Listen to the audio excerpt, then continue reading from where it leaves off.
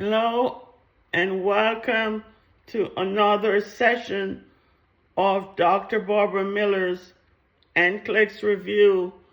Today the short video will focus on a gastrointestinal disorder such as peptic ulcers. So what is peptic ulcers? Ulceration in the stomach or the duodenum as a result of the mucosal tissue destruction, high risk for perforation and bleeding. It may refer to as gastric, duodenal or esophageal ulcers, depending on the location.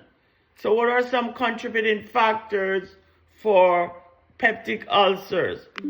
Someone been using non-steroidal anti-inflammatory drugs such as Motrin, okay? If someone is on corticosteroids, prednisone, high pyloric infection, uncontrolled stress. Stress is a major contributor to peptic ulcer disease. Smoking is another contributor. Caffeine, alcoholic beverages, type O blood, age, if the person is aged between 40 and 60 years of age. What are some clinical manifestations of peptic ulcers? Dyspepsia. And what is dyspepsia? Heartburn. Patient will have dull, gnawing, burning, mid-epigastric and or back pain localized with also localized tenderness.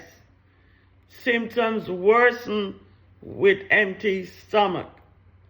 How do you relieve or how do they relieve the pain? With antacid.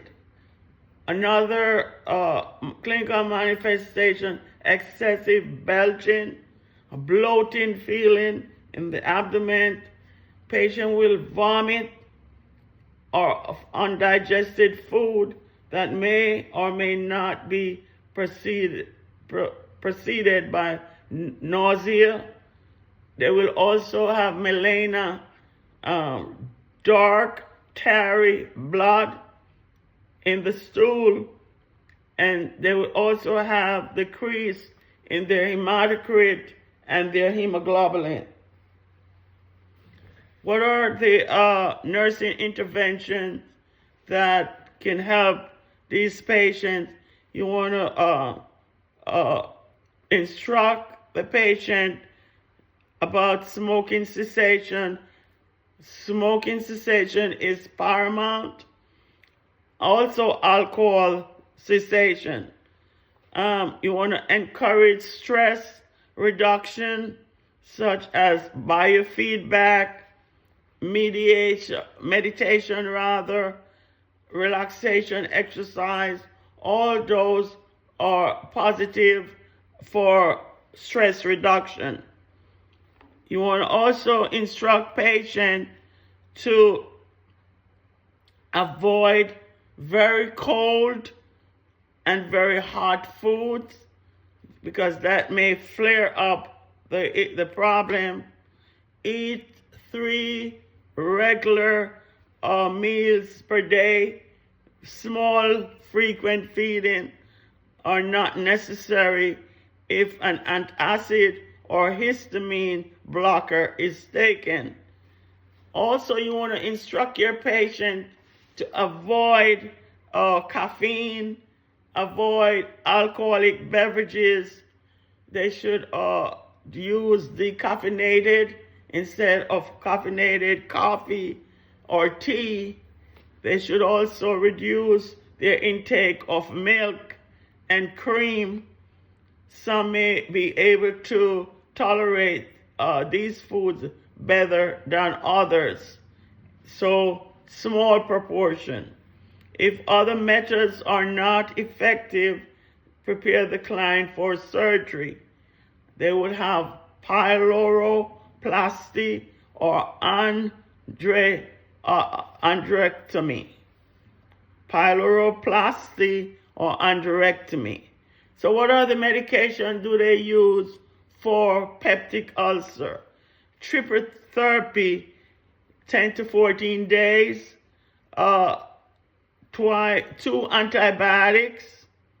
They will have the metronidazole or amoxicillin and clarithromycin, plus a proton pump inhibitor. Remember, your proton pump inhibitors, it could be Prilosec, Nexium, or Prevacid. Okay?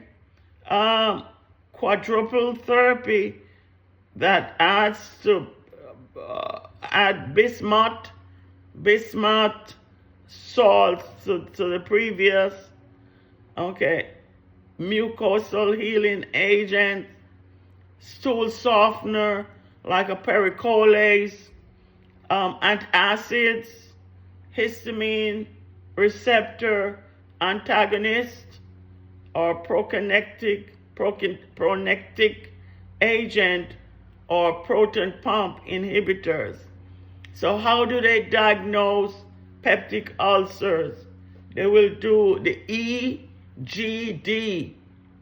Okay, E as in Edwards, G as in good, D as in David. EGD can detect or confirm peptic ulcer. Chest x-rays and abdominal x-rays also. They also will look at your CBC, your hematocrit, and your hemoglobin. Nutrition therapy is a must, and stress reduction. So thank you for watching the short video on GI disorders such as peptic ulcers. Please like, share, and subscribe to the channel to help it grow.